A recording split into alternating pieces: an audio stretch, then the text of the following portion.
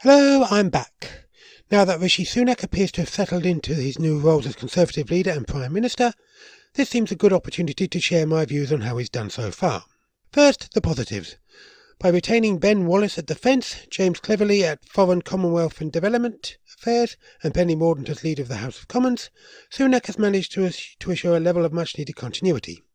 Another positive is the re-appointment of Johnny Mercer as Veterans Minister.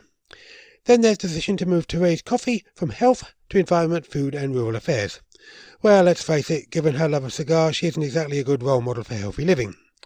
More good signs are the move to cancel the planned financial statement due on Monday and replace it with a full autumn statement, Mr Sunak's performance at Prime Minister's questions, and his decision to concentrate on pressing domestic issues rather than fly to Egypt for the COP27 climate conference. Now for the negatives. The decision to retain Jeremy Hunt as Chancellor of the Exchequer, given his prior ministerial failings, could end up being a mistake.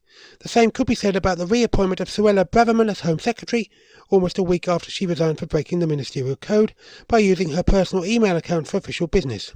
Combined with concerns regarding security leaks dating back to her time as Attorney General, this could prove to be a real bone of contention, especially as some previous ministers refused to step down after doing far worse. Similar trust issues could arise over the return of Michael Gove, who is once again at levelling up housing and communities.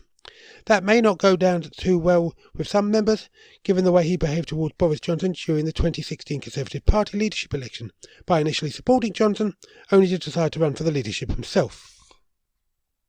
There were also concerns regarding the retention of Kemi Badenoch at International Trade and as Minister for Women and Equalities.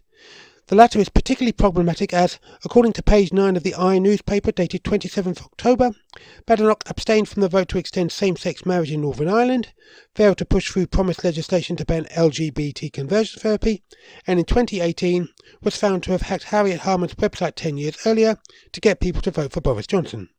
She also responded to allegations that she declined to participate in a video encouraging people to have the COVID vaccine, which were put to her by Nadine White, by accusing the correspondent of spreading disinformation.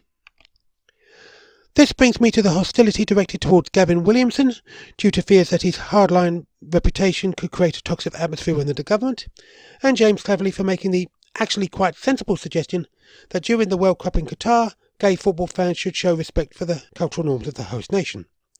On top of that, the government is dealing with the economy and the cost of living crisis, international events, the NHS, debates over retaining the pensions and benefits triple lock, multiple strikes over pay, and possible by-elections. Then there's the ultimate elephant in the room, namely the fact that, because Penny Mordaunt was forced to withdraw from the race, Sunak became Prime Minister without even being voted in by the members of the party, many of whom voted against him in the summer. I just hope Sunak, a Star Wars fan who, while growing up, wanted to become a Jedi Knight, doesn't end up behaving like a Dark Lord of the Sith.